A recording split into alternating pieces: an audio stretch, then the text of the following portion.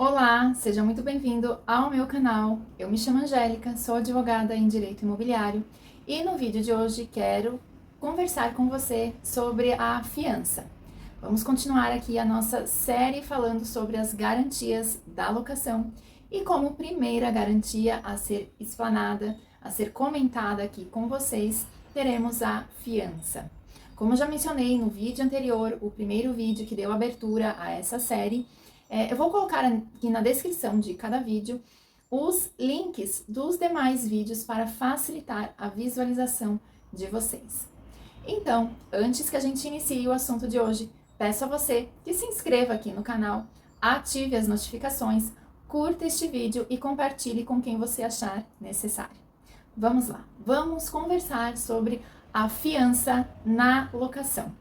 A fiança ela é uma modalidade de garantia muito utilizada ainda, se não a mais utilizada ainda, certo? Muito embora tenha crescido muito a utilização do seguro fiança, mas a fiança ela ainda se mostra uma garantia muito utilizada por ser mais prática e mais econômica aí para o inquilino, o locatário, que deve apresentar aí as garantias exigidas pelo locador, certo? A fiança, ela é uma garantia de caráter pessoal, em que o fiador aí, uma pessoa apresentada pelo locatário, garantirá o cumprimento das obrigações desse contrato de locação com o seu próprio patrimônio, certo?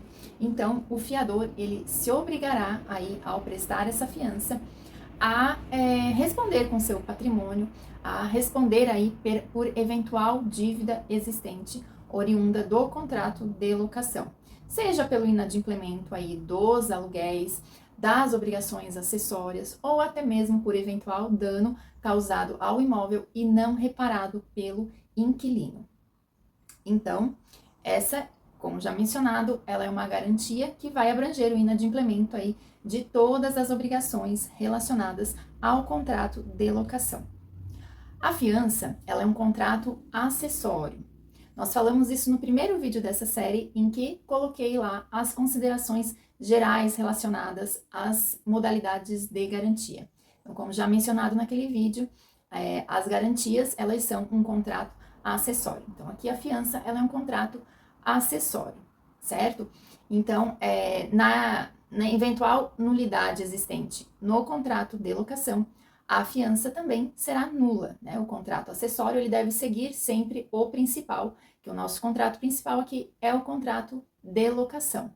Mas o contrário não existe, não é considerado nessa mesma lógica, né? Se houver uma nulidade na fiança, essa nulidade não atinge o contrato principal, que é a locação. A apresentação dessa modalidade de garantia da fiança, como as demais modalidades também, exige a forma escrita. Então, muito embora o contrato de locação possa ser realizado aí de forma verbal, certo? A garantia não. Então, a fiança também não. Ela deve ser apresentada de forma escrita, seja por cláusula inserida no próprio contrato de locação ou em documento separado, em um contrato separado, certo? O fiador, então, ele se responsabilizará apenas pelo o que ele anuiu, ao que ele está garantido, tá? Ele só se responsabilizará pelo que se obrigou no momento da assinatura do contrato de locação.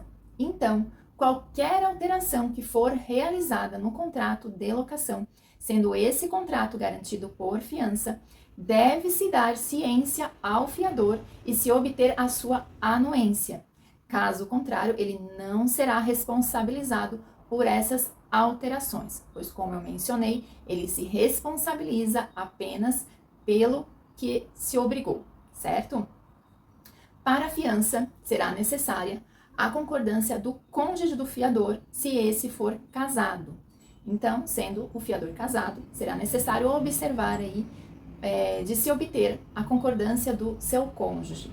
Essa concordância só será dispensada no caso de o fiador ser casado aí pelo regime da separação absoluta de bens. Caso não seja estabelecida uma cláusula de renúncia de ordem nessa fiança, Na cobrança de eventual aí dívida existente pelo contrato, eventual inadimplemento aí pelo locatário, pelo inquilino, não havendo essa renúncia ao benefício de ordem, tá? Na cobrança, o locador ele deve observar de primeiro se cobrar ao locatário para depois ir direcionar ao fiador, certo? Mas existindo essa cláusula de renúncia de ordem, não há necessidade de se observar essa questão, certo? O credor aí, que é o locador, poderá cobrar de ambos ao mesmo tempo, certo? E sempre que houver mais de um fiador, ambos os fiadores serão responsáveis pela dívida toda, pelo cumprimento do contrato todo, certo? Não há que se falar em primeiro ir em busca de um fiador para depois atingir o outro. Ambos respondem de forma solidária, a não ser que esteja estabelecido no contrato que os fiadores responderão de forma proporcional. Em regra, a fiança, ela persistirá aí, ela vigorará até o final do contrato com a devolução das chaves, com a entrega das chaves pelo inquilino ao locador, certo? Só que o locador, ele poderá exigir novo fiador ou então a alteração da modalidade de garantia naquele contrato em alguns casos, que são esses: a morte do fiador, a declaração judicial de ausência, interdição, recuperação judicial, falência ou insolvência do fiador. Mas nesses casos é preciso que ocorra a declaração judicial, certo? Declaração de ausência, de interdição, de recuperação judicial, de falência ou insolvência do fiador. Também é possível nos casos de alienação ou gravação de todos os bens imóveis do fiador, ou sua mudança de residência sem comunicação ao locador. Quando houver a exoneração do fiador e também quando houver a prorrogação da locação por prazo indeterminado, sendo que a fiança foi prestada por prazo certo. Tudo bem? Nesses casos, de exigência de novo fiador ou alteração da modalidade de garantia, o locador ele poderá notificar o locatário para apresentar essa nova garantia no prazo de 30 dias, certo? Sob pena de se desfazer aí a locação. Então, sendo notificado, o locatário terá a obrigação de apresentar ou um novo fiador ou alteração da modalidade de garantia daquele contrato, sob pena de se desfazer o contrato de locação.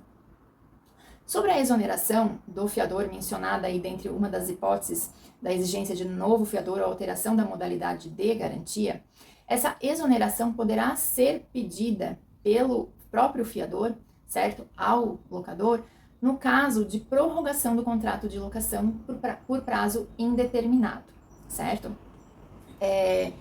Em regra, como eu já mencionei, o fiador ele é obrigado a garantir o contrato aí até o seu final. Mas ocorrendo essa situação de prorrogação do contrato de locação por prazo indeterminado, ou seja, se findou aí o prazo da locação, certo? Tanto o locador quanto o locatário não se manifestaram quanto à resolução daquele contrato, quanto à devolução do imóvel, e também não prorrogaram aquele contrato por um novo prazo determinado. Esse contrato de locação, ele é considerado prorrogado por prazo indeterminado.